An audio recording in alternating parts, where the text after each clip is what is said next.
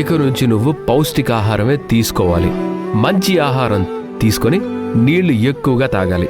అప్పుడే తల్లి నా బిడ్డ ఇద్దరూ ఆరోగ్యంగా ఉండేది. గర్భిణి అంటే liking glass, handle with care. Charu, మరీ భయపెడుతున్నావు. అంత భయపెట్టుకో.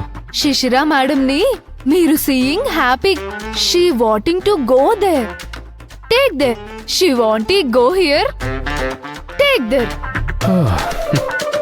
This time she liking mango, liking పులుపు, బ్రింగింగ్ ఆల్. యు సీ శిశిరాని హ్యాపింగ్. అది అలా అర్థమయ్యేలా చెప్పు మా రాజ్కి. Aadi sir always busy, working working, taking కదా Shishira madam. Pregnanting ladies no needing money, just needing husband అంతే. అలా అని 24 గంటలు నేను ఇంట్లో ఉండగలనా చెప్పు?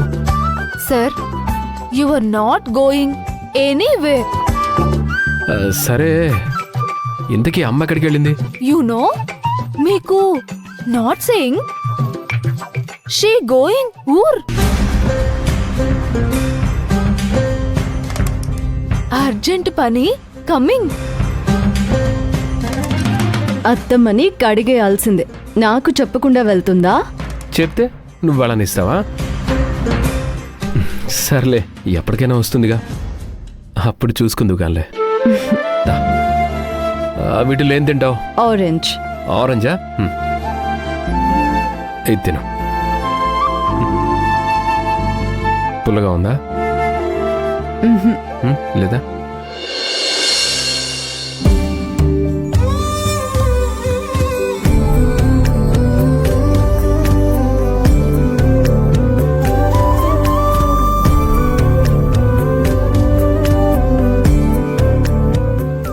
Maggi ready. నేనే మీ ఇద్దరికి తినిపిస్తాను.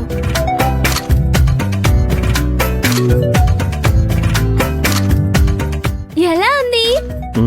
బాగుంది. మరి అమ్మకి? సరే.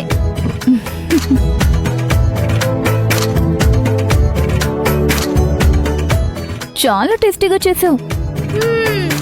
అయ్యో అమ్మ, మనకి ఆకలిగా ఉన్నప్పుడు ఏం తిన్నా బాగుంటుంది. నానా,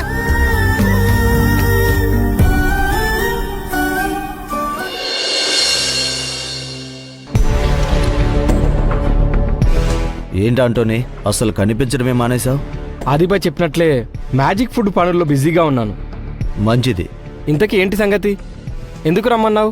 ఏమీ లేదు, ఈ మధ్య అర్జున్ని ఒక ఇష్యూలో ఇరికించాలని చూశాము. ఒక చిన్న పిల్లని లైంగికంగా వేధించాడని అపవాద వేయాలని చూశాం, కానీ అది అనుకోకుండా ఫెయిల్ అయింది. వాళ్ళు రోడ్డు మీద పడిన తర్వాత ఇంకెందుకు ఈ టార్చర్స్?